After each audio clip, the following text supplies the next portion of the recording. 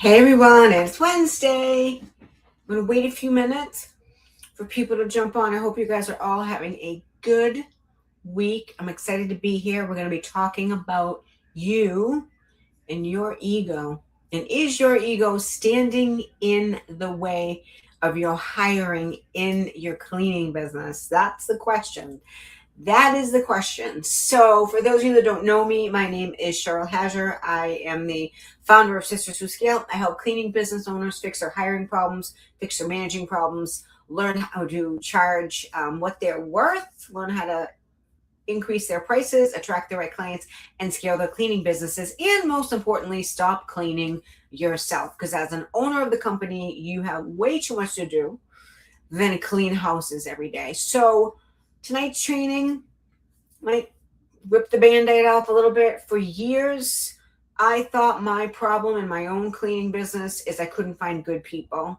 Turns out my problem was I couldn't stand watching someone doing it different than I did and still get it right. I used to stand behind my cleaners and watch them fold a towel wrong, like there's a right way and a wrong way to fold a towel, right? Like I only knew the right way to do it. So instead of saying anything, I'd wait till they left the room and then I would fix it every single time because I told myself I was being thorough. I wanted it to be done the right way, right? Every single time. I wasn't being thorough. I was my cat's meowing. Can you hear her? I was being an ego. I was letting my ego come through within my business. That's not a hiring problem. I built that. That was a me problem. And it took me a long time to admit that. So I'm excited tonight to talk about this because it's a topic that took me years to figure out myself. And I feel like this training could speak to people that really need to hear it because it's a very down to the bottom truth type of training. So when you saw the title, you don't have a hiring problem, you have an ego problem. Maybe some of you thought, well, that's a little harsh, right? But before you clicked away or decide, I'm talking about someone who's arrogant or full of themselves, let me explain what I mean. So this isn't about having a big head. This isn't about thinking you're better than anyone else, right? In fact, most cleaning business owners struggle with the exact opposite. You're humble, you're hardworking, you're willing to do whatever it takes for clients. I do the same thing, but here's the problem. Somewhere along the way, many of us begin believing that because we care the most, work the hardest, or clean the best, we have to carry everything ourselves. We convince ourselves that no one can do it as well as we can, and we tell ourselves we're just trying to help to make the experience better for the client. We say we're protecting the reputation. We say we're making sure that the client has no complaints and they're happy. What we don't realize is in those thoughts, they often have nothing to do with protecting the business. They're about protecting our identity. And for years, I told everyone I had a hiring problem. I was just like some of you. I'd be like, nobody wants to work. I can't find anyone motivated, blah, blah, blah. I am so sick of hearing that. I have staff that show up every day, that fight for hours. Why does that happen to me, but it's not happening to you? We're going to fix that, okay? I blamed Indeed. I blamed Facebook. I blamed the labor market. I blamed the younger generation. I blamed unemployment. I blamed the fact that nobody wants to work anymore. I blamed everything I could think of. And every time someone quit, I would throw my hands up and I would say, see, I knew it. Good employees don't exist. So I was creating this whole bottleneck for myself. And I honestly believed that that was my reality. But one day I had to ask myself something really uncomfortable. If I hired dozens and dozens of people over the years and every single one of them seemed to fail, what's the common denominator? It wasn't them. It was me. And that's a hard pill to swallow. So don't understand me. There are bad employees, right? There are people that don't show up, don't care. They steal, they lie, they have terrible work ethics. They exist. I'm not saying that they're not out there because they are. But what I'm saying is this. If every employee struggles under your leadership, eventually you have to stop looking across the table and start looking in the mirror. And that realization will completely change your business like it did mine. So when I first started my company, Made Bright, I thought being the hardest worker in the room made me a great leader. I could clean circles around everyone. I knew exactly how I wanted every bathroom cleaned, how the beds should be staged, how the kitchen should be finished, and every vacuum line perfectly straight. That's an obsessive compulsive thing. And because I knew how to do it, I convinced myself that it was my job to jump in every single time when it wasn't done the way I wanted. If someone cleaned a shower differently than I would redo it. That's crazy. If someone folded towels differently, I'd fix them. If someone vacuumed slower than me, I'd grab the vacuum and finish it. If someone asked me a question, I would answer it before they even had a chance to think it through themselves. And at the time, I honestly believed I was being a good owner. I thought I was helping. I thought I was teaching. I thought I was protecting the client experience. Looking back now, I wasn't building employees. I was building dependence on me. So every time I stepped in to save the day, I stole an opportunity from someone else to grow. So I never allowed people to struggle long enough to figure things out. I never allowed them to build confidence because I was always standing there to jump in with the answer. I didn't trust them enough to be great. And because they didn't trust them, they never trusted themselves. Think about that for a minute. How many times have you told yourself, I'll just do it because it's faster? How many times have you stayed late fixing work instead of coaching someone on how to do it correctly? All right. How many times have you answered the same question over and over because it's easier than teaching someone than how to make the decision on their own? I used to wear that badge like an honor. I thought being needed made me valuable. And I thought if everyone came to me with every problem, it was meant I was a great leader. The reality, it meant I had built a business where no one could function without me. And I know exactly what you're thinking. You could be thinking, if I don't jump in, the client won't be happy. And I used to tell myself the same thing, but here's the truth. Your business will never grow beyond the level of leadership you're willing to develop.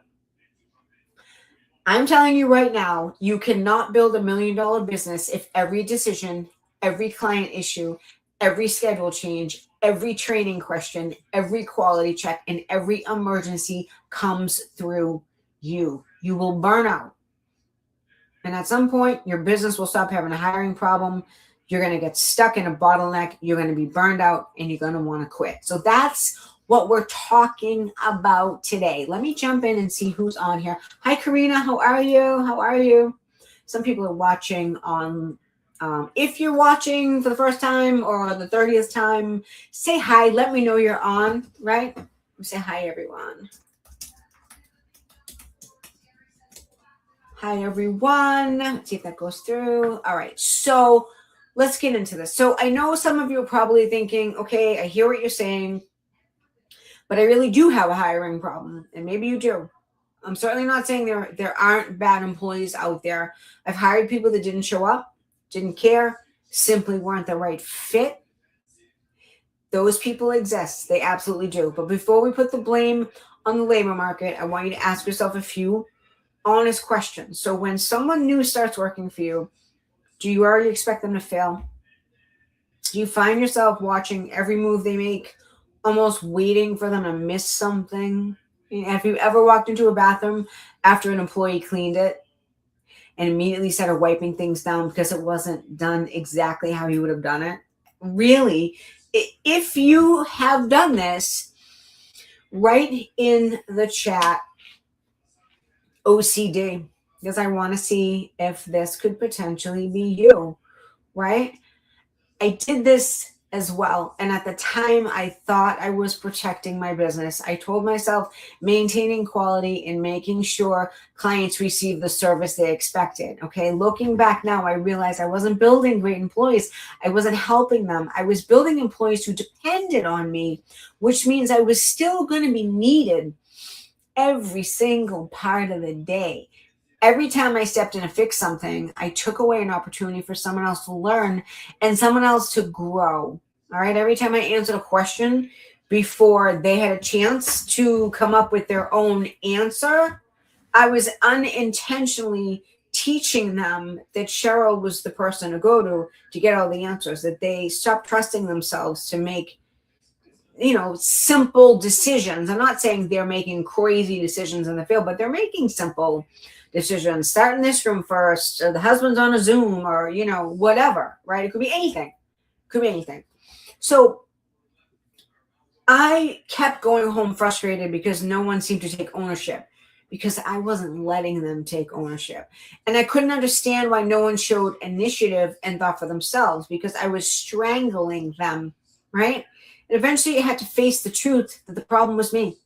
I wanted employees to act like leaders, but I wasn't teaching them how to lead.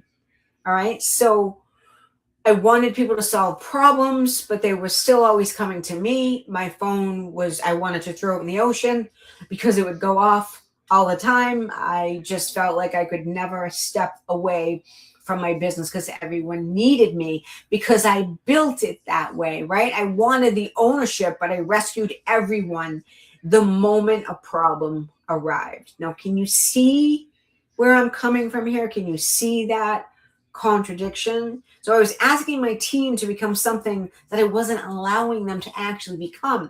So the biggest lie I told myself is if I didn't step in, everything was going to fall apart. It sounded responsible. It sounded like I cared deeply about my clients and my business. I did. But underneath that belief was something I couldn't see at that time. I didn't just have high standards.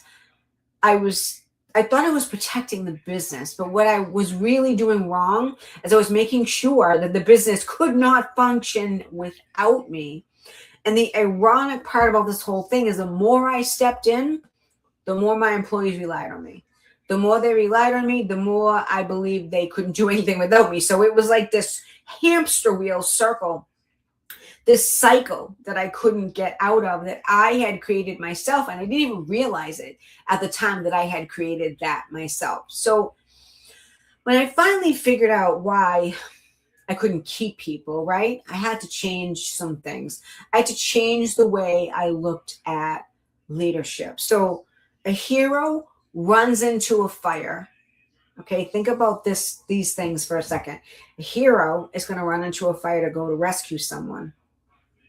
A leader teaches people how to prevent fires, so there's no fire and I don't have to go rescue anyone. A hero will solve every problem. A leader develops problem solvers. So what happens when you teach your staff how to solve problems in the field, you're not needed as much and you can breathe. You can breathe. Simple things. I'm not talking about big things. I'm talking about simple things, right? So a hero becomes absolutely exhausted because everyone depends on them. A leader builds people who can confidently carry out the mission without them. So for years, I thought I needed to be the hero in my business. And in the beginning, it felt good. I felt wanted. I felt needed. I felt like I was making decisions. I wore that role like a badge of honor. But one day I realized something that hit me like a ton of bricks. If every client issue, every employee question, every scheduling problem, every quality concern, every decision has to come through Cheryl, then Cheryl wasn't the solution anymore. She had become the bottleneck. Everything had to go through me, right? And that's the moment I stopped asking, why can't I find better employees? And I started asking myself a much better question.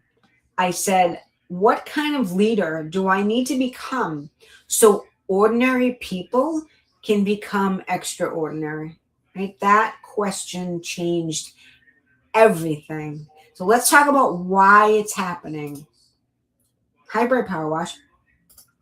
Let's talk about why that's happening. I don't think most business owners wake up one day and decide they're going to micromanage their employees. In fact, I think it's the opposite, right? We generally believe we're doing what's best for the business. We tell ourselves we're protecting our clients, maintaining that quality, and making sure everything gets done the right way. The problem is that somewhere along the way, our identity becomes tied to being the person who always has the answer. Think about how most of us started. We didn't become business owners because we were great leaders. We became business owners because we were great cleaners, right? We worked harder than everyone else, cared more than everyone else, built our reputation one client at a time. That mindset is exactly what helped us build the business, but it's not going to help you scale it. So there comes a point where your value is no longer found in being the best cleaner on your team. Your value is found in building people who can succeed without you. And sometimes that's a hard pill to swallow. That's difficult. It's a difficult shift because being needed feels good. It feels good when everyone calls you with every question. It feels good when you're the one who solves every problem. It makes you feel important. Just admit it. It makes you feel important. So looking back, I realized that I had become addicted to being this hero figure. Every time I stepped in to fix someone's work, answer every question, or solve every problem, I thought I was helping. What I was really doing is teaching my team that they didn't have to think, because Cheryl was always going to step in and solve the problems, right? So the hardest lesson I learned was that I wasn't protecting my standards, I was protecting my comfort zone. It was easier for me to do it myself than to patiently coach someone through the learning process. But great leaders need to understand something, and I had to learn the hard way.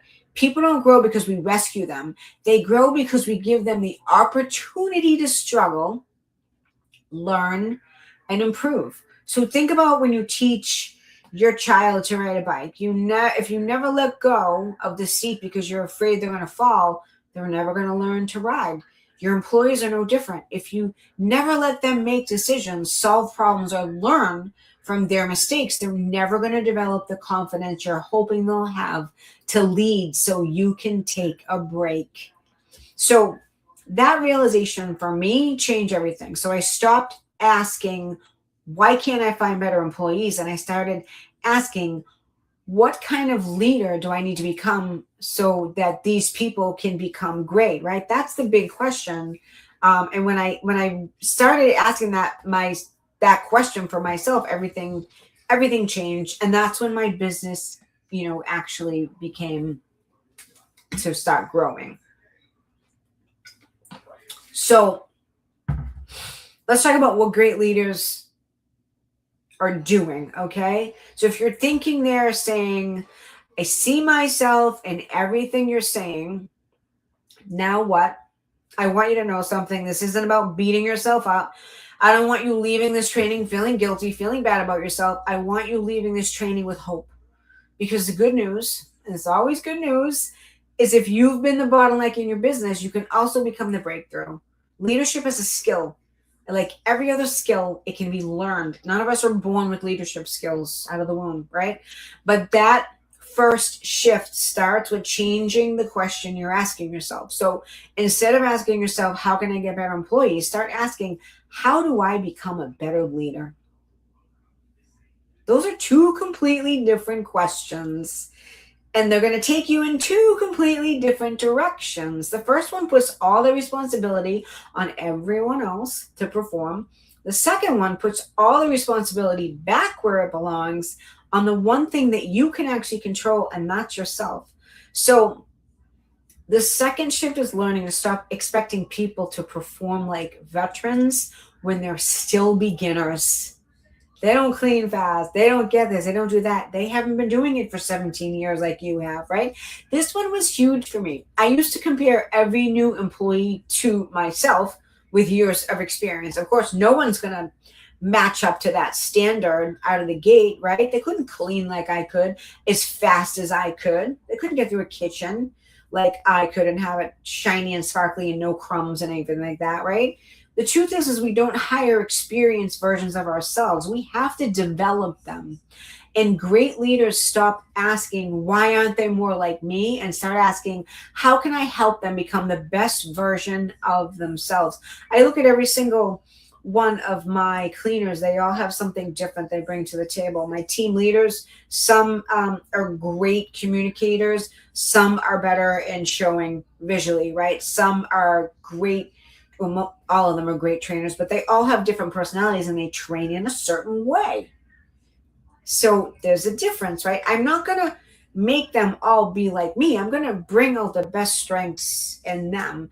So one of the biggest changes I made was resisting the urge to immediately jump in and rescue every situation like I told you, right? So that doesn't mean you ignore the problems. It means you want to pause long enough to ask yourself, is this something I need to solve?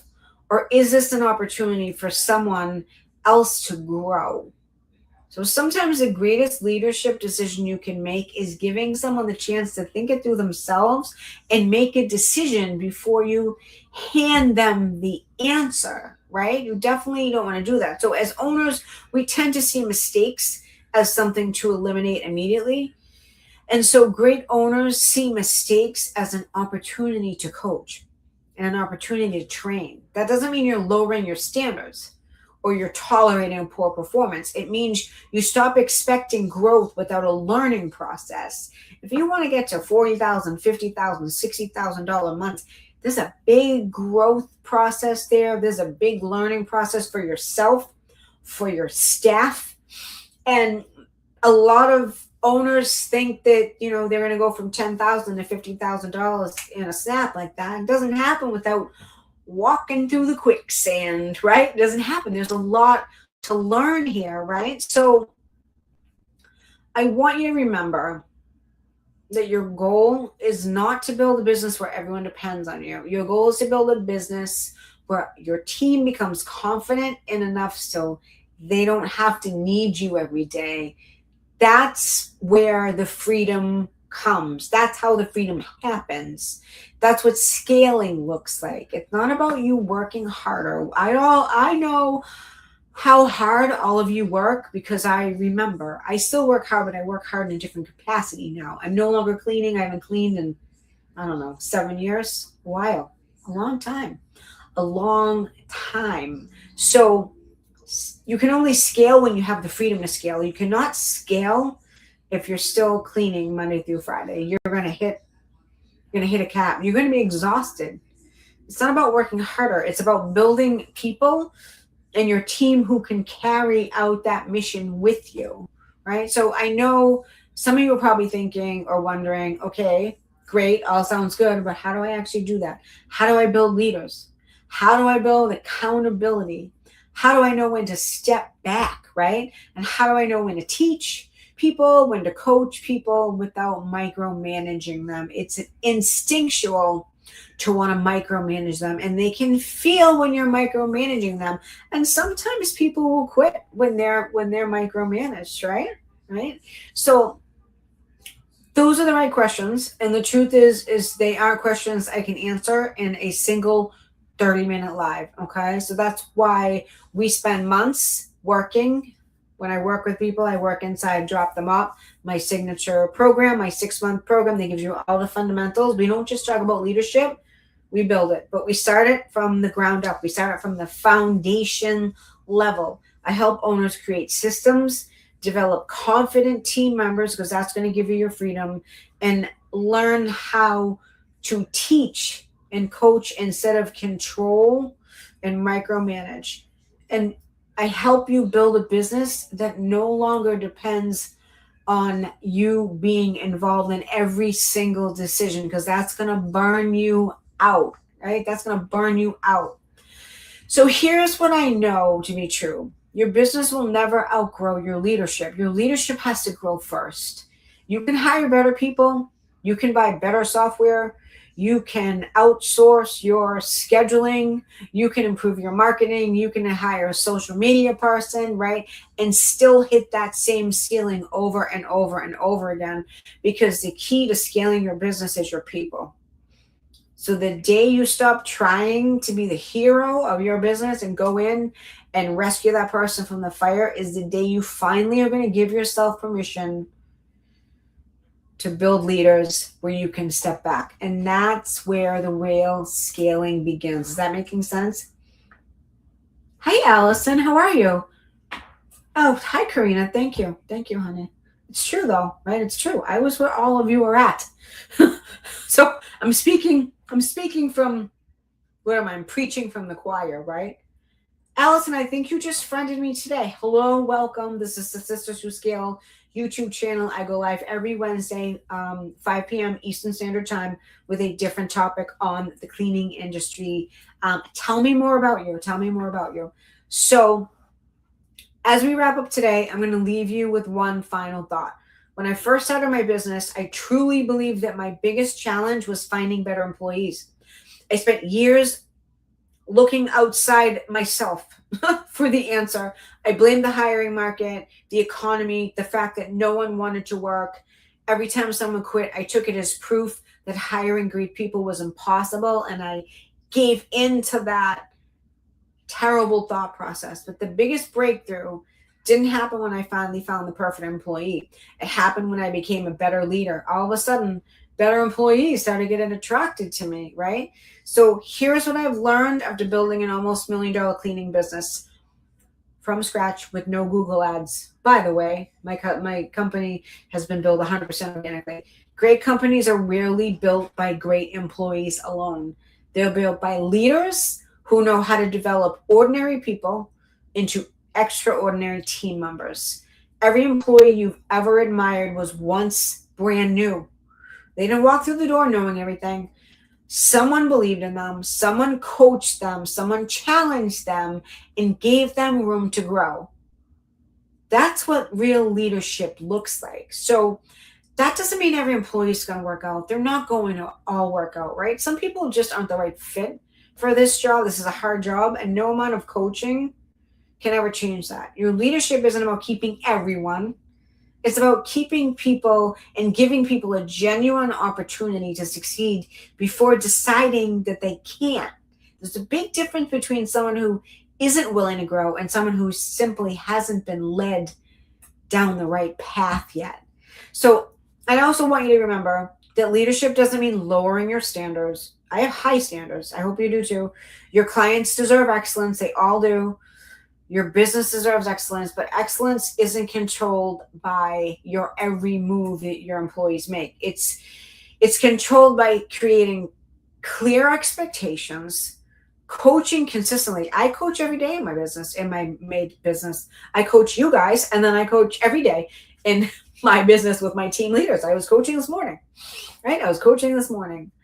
You have to learn how to give people the opportunity to become confident in their own abilities and their own role. So that's why I chose the title for today's training. You don't have a hiring problem, you have an ego problem. Not because I think you're arrogant, because many of us unknowingly tie our value to being the person everyone depends on. Our ego quietly tells us, no one can do it like I can, right? And it tells us, I'll just do it myself. It convinces us that the business can't function without us. It sounds responsible, but in reality, it's often the very thing that's keeping us from growing. So the goal isn't to become less involved because you care less. The goal is to become less involved because you've developed people who care just as much as you do. And that is what leadership is all about. So this week, I want to challenge everyone, if whether you're watching this on replay or in person, I want to challenge everyone on the call to do something different. The next time an employee comes to you with a question, don't give them the answer. Don't immediately give them the answer. Ask them what they think first. The next time you're tempted to jump in and rescue someone and give someone the answer, pause for a second and ask yourself, am I helping this person grow, or am I just making myself feel useful? Right? And the next time you catch yourself saying, no one can do it like I can, remind yourself maybe they can't yet. Great leaders don't expect perfection. They develop potential. It is your job to recognize potential in people. So if this training is resonating with you today and you're realizing that you've become the bottleneck in your business, which most of us, that happens, right? I want you to know you don't need to stay there. Inside Drop Them Up and Scale, my accelerator program, this is exactly what we work on. We spend 6 months helping cleaning business transition from owner, operator, which is where everyone starts, to leader, from firefighter to coach, and from being the center of every decision to building a business that can truly grow not depending on them every minute of the day. So that's where we dive into that. How do you do that? Today, I want to help you recognize the problem and see, is this happening, right? Inside my program, I help you solve it. So I'll leave you with this. Your business isn't asking you to become a better cleaner anymore. It's asking you to become a better leader. So those are two very different jobs. Our hero can build a business, but a team of heroes can build an empire. So your job is no longer to be the hero in every situation. Your job is to build heroes, to solve problems, to solve fires, right? So is this making sense, everyone? Hi, Pia. Oh, you're welcome.